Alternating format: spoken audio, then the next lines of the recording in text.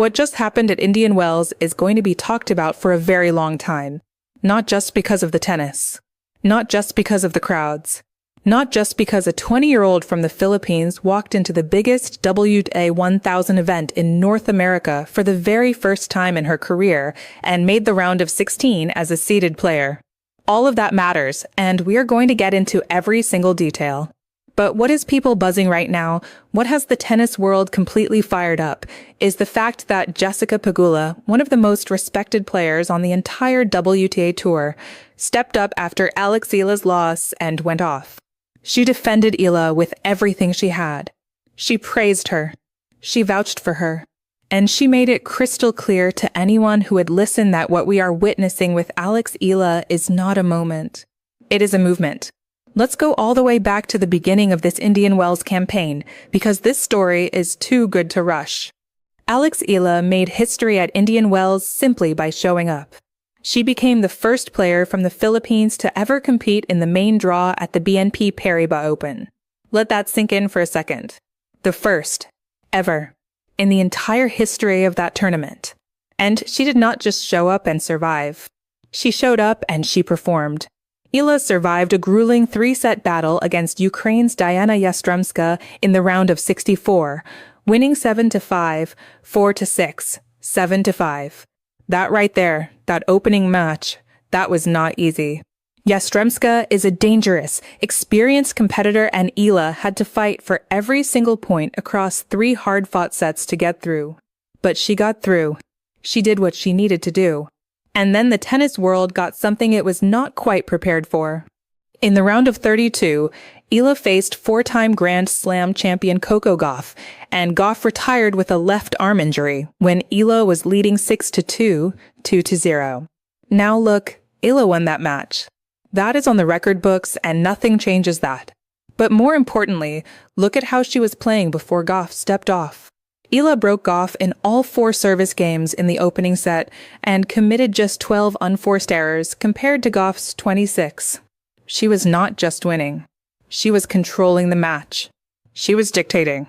She was the better player on that court on that afternoon, and the numbers backed it up completely. That is not a lucky escape. That is a player who came prepared, came focused, and came ready to compete against the very best.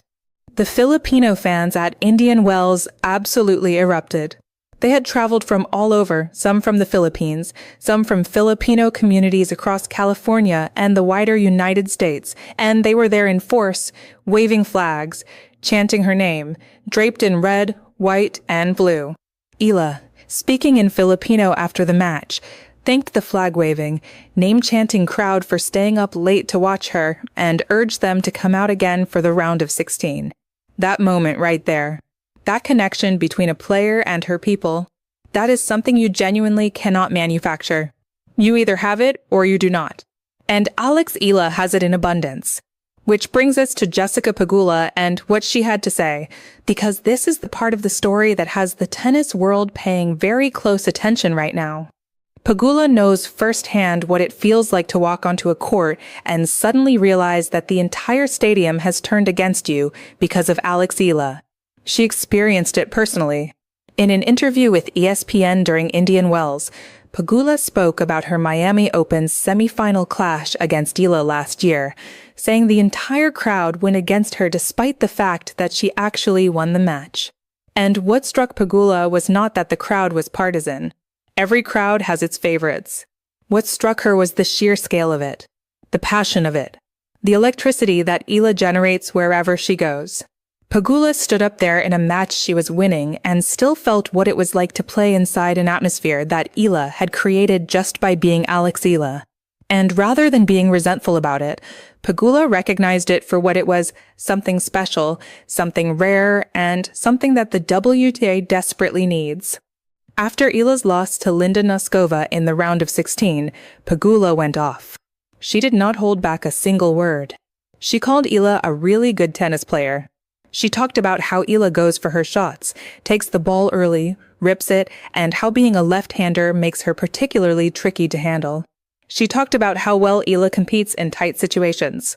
And then she said something that captures everything about where Eala is in this sport right now.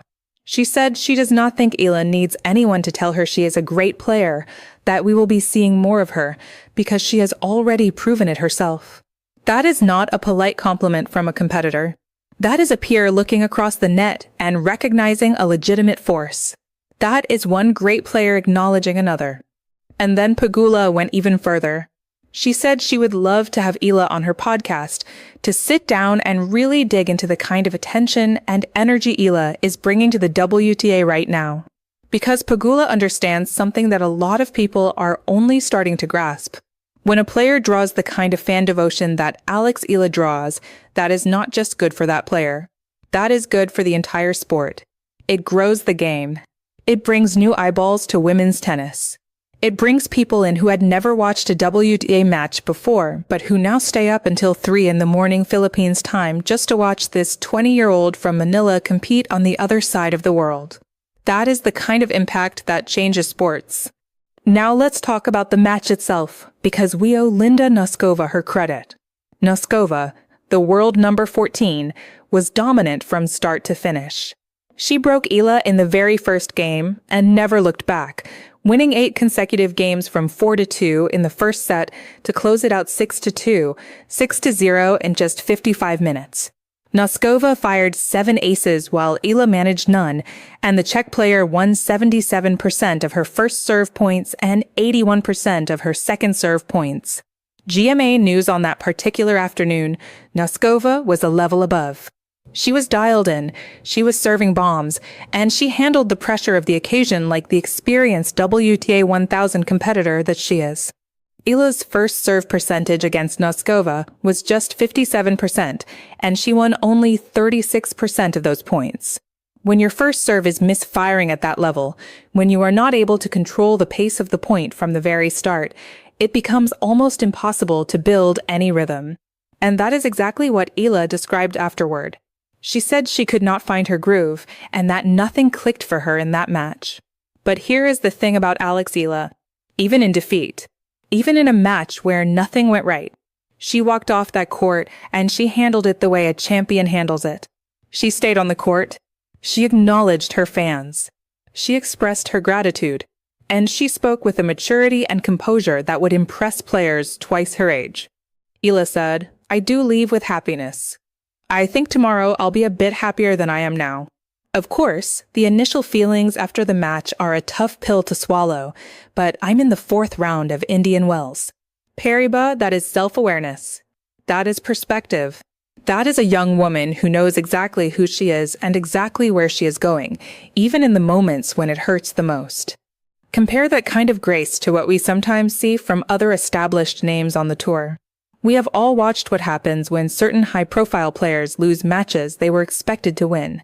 We saw it happen at a major, where instead of acknowledging that an opponent played brilliantly, a top player stepped into the press conference and essentially attributed their own loss entirely to their own errors rather than giving the opponent credit for an outstanding performance.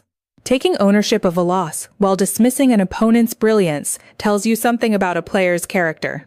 And that is exactly why the contrast with how Alex Eala carries herself is so striking, so refreshing, and so deeply appreciated by everyone paying attention to this sport. Pegula sees that. She sees it clearly, and she respects it deeply. And she is not alone. Novak Djokovic also weighed in on the conversation around Eala during Indian Wells, acknowledging the situation around court scheduling for players from countries with massive fan followings, noting that she is the biggest tennis player to ever come out of the Philippines and that the interest from her country is enormous. When you have Djokovic commenting on your impact, when you have Pegula going off in your defense, when the entire tennis world is turning its head in your direction, you are doing something that goes well beyond winning and losing individual matches. And speaking of that story, the Australian Open earlier this year put a spotlight on something that really matters. When Eala was drawing massive, passionate crowds in the early rounds, there were conversations about court access, about making sure her fans could actually get in and experience those matches with her. Pegula spoke up about it publicly. She supported Eala's right to have access to bigger stages so that her fans could be there with her, so she could feed off that energy, so the whole experience could be what it deserved to be. That is what a real ally looks like. Not just saying nice things when it is convenient. Actually using your platform to advocate for something that is right. Now here is the bigger picture heading into the Miami Open. Eala is set to defend 390 WTA ranking points in Miami, more than any other event on her calendar this entire season. That number tells you everything. Miami last year was the tournament that introduced Alex Eala to the world stage. It is where she went on that incredible run that nobody saw coming, knocking out Madison Keys, then Iga Swiatek, before falling to Pegula in the semifinals. That result announced to the tennis world that this young woman from the Philippines was not just a feel-good story. She was a legitimate competitor at the highest level. Eala is now ranked as high as 20th in the world following her Indian Wells run, a new career high, and she picked up $105,000 in prize money from the tournament. Her first appearance at Indian Wells ended in the round of 16 with a tough loss. But she went there as a seeded player for the first time in her career. She beat a quality opponent in Yastremska. She was dominating a top 4 player when that player had to retire. And she did all of it in front of a crowd that made the California desert feel like home. Eala herself said after the tournament, "I know that I belong here." And that is not arrogance. That is the quiet, iron certainty of a player who has done the work, faced the doubts, survive the losses, and come out the other side knowing exactly what she is capable of. She belongs here. And the people around her, Jessica Pegula, Novak Djokovic, her teammates, her coaches, and the millions of Filipino fans who show up for her every single week, they all know it too. The WTA is a better, more exciting, more globally relevant product because Alex Eala is in it. Full stop. She brings a fan base that travels across oceans. She brings an energy that changes the atmosphere inside an arena from the moment she steps on court. She brings a story. A 20-year-old from the Philippines, trained at the Rafa Nadal Academy, climbing the rankings one tournament at a time and winning matches she has no business winning against players who have been on this tour for years. She brings all of that, and then she handles the pressure and the attention and the weight of being a national hero with more composure and grace than players who have been navigating that spotlight for a decade. Jessica Pegula said it perfectly. One loss does not define Alex Eala. What defines her is how she plays, how she treats her fans, how she responds to adversity, and what she is doing for women's tennis simply by being in it. The round of 16 at Indian Wells was not the end of anything. It was just a chapter. One chapter in a story that is going to run for a very long time. Miami is coming, and Alex Eala is going back to the tournament that started all of this, fired up, focused, and ready to remind the world exactly who she is. Her fans are going to be there. They are always going to be there. And the tennis world is going to be watching. The best of Alex Eala is absolutely still to come. Now here is what I want to know from you. Do you agree with Jessica Pegula that one defeat in the round of 16 should never define a player who is clearly operating at world-class level? Do you think Alex Eala has already proven beyond any reasonable doubt that she belongs among the biggest names in the WTA right now? And what did you make of the way she handled the loss, staying on the court, waving to every single one of her fans, carrying herself with that grace and composure even when it hurt? Drop your thoughts in the comments right now because I want to hear from you. Can Alex Eala bounce back at the Miami Open and make an even bigger statement on this tour? I say yes, and I think you know exactly why. If you are riding with Eala and you believe in what she is building, hit that like button, subscribe to Court Era Tennis if you have not already, and ring that notification bell so you never miss a single update on the most exciting young star in women's tennis today. We will see you right back here from Miami.